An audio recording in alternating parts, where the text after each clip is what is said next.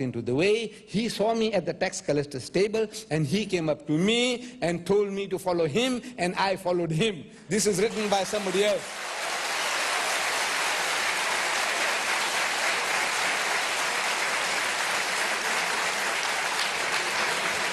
But now, Mr. Chairman, Ms. Chair Lady, and my dear brothers and sisters, we should give you the opportunity now to fire your questions for and against. You have a right to question me. You have a right to question the pastor. You have this privilege. And tomorrow night, pastor has already given you an introduction about Jesus, Jesus, Jesus. That was not the subject. You see, he was pulling wool over our eyes. The subject is the Bible, God's word, and not Jesus. What am I? We believe that he was one. He was.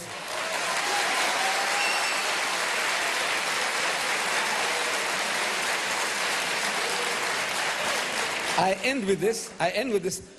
We believe, in Islam we believe, that Jesus Christ was one of the mightiest messengers of God. We believe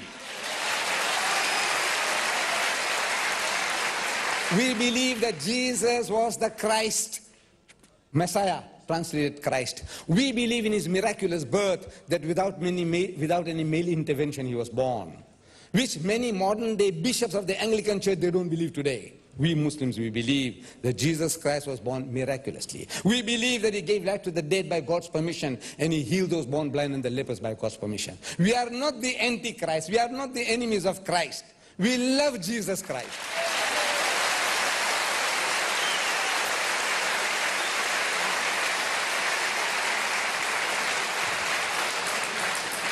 What we are saying is this, that he is not what you are telling us. Maybe you mean well, you are sincere. You are telling us that Jesus is the only begotten Son, begotten, not made. So I'm asking the Englishman, I don't know, you're Swedish, whether you understand English as much as the Englishman, I don't know. But I'm asking the Englishman, I says, now when you tell me begotten, not made, what are you trying to emphasize? That's all. Because I can call any one of you young men, my son, my son, my son, and I know you won't mind it. Your mother won't mind it, your father won't mind it. But if somebody says, is he really your son? And if I said, yes, he is my only begotten son, you know what I'm saying? Yes, that he's a bastard. That's what actually, that's what he is my begotten son, meaning he's not his father's son, he's mine. I'm swearing that young man. I have no right to do that. So I said, it's a language that you're using. In our human language, if you're so particular, why should we not be extra particular when talking about God and his relationship to his creation? That is what you are fighting about, is the terminology that you are using. We say, this is not befitting God. So we would like to share this with the audience tomorrow. I'm sure that they will come turn up. But now, the opportunity is yours. Please, go ahead and fire your questions.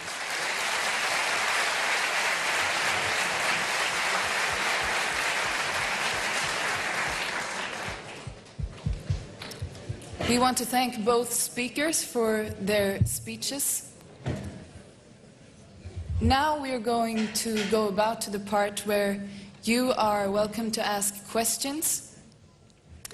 And as we know, we have a time limit. We need to be out of here in 40 minutes. Therefore, we welcome you to come also tomorrow to the City Church at Adolf Fredriks Kyrkogatan.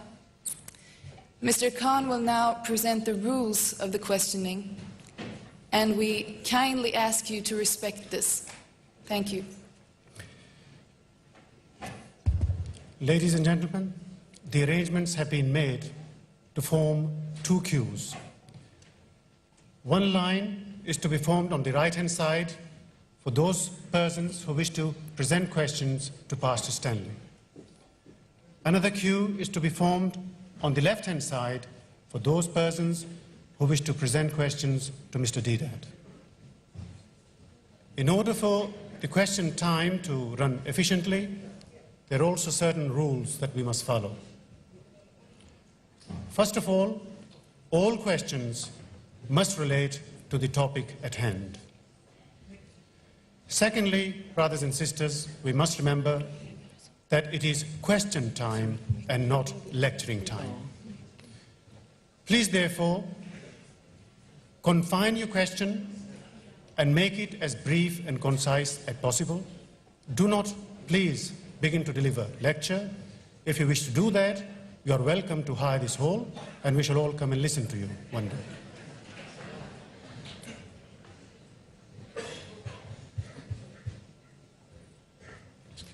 Please also remember that there is only one question allowed at a time. If you wish to ask more than one question, please go to the back of the queue and wait your turn again. There is a person in the middle who will have a portable microphone. Once the queues have been formed, then the persons will take it alternatively to approach the mic and present their question.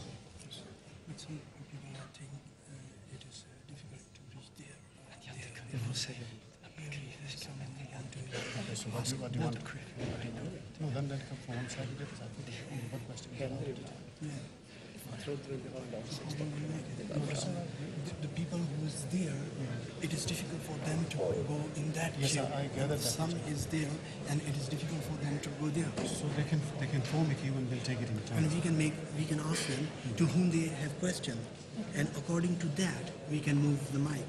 Okay. But they will always stand here, no matter where. Yeah. You don't have to move the mic. So where's the mic? In the middle? Yeah. And we'll take one question from this side, the next one, and one from the other side, in turns for each speaker. No, because then we don't know if it's for the right speaker. I think we'll just have to take it in turns. We'll just have to take it in turns, and we'll have to do them. Yeah, but then we have to check on to what speaker it is. It doesn't matter. We'll just have to take it in. My dear sisters and brothers, there has been a slight alteration due to some complications. I have just been told that it's not going to be feasible or practical for people who wish to present the question to Pastor Stanley to come from the left-hand side all the way to the right-hand side. Therefore, it has been decided and agreed between both the chairpersons that we shall take on a first-come, first-served basis, alternatively from one queue and another, and we shall take a chance as to whosoever they wish to forward their question to, they're welcome to do so. You start.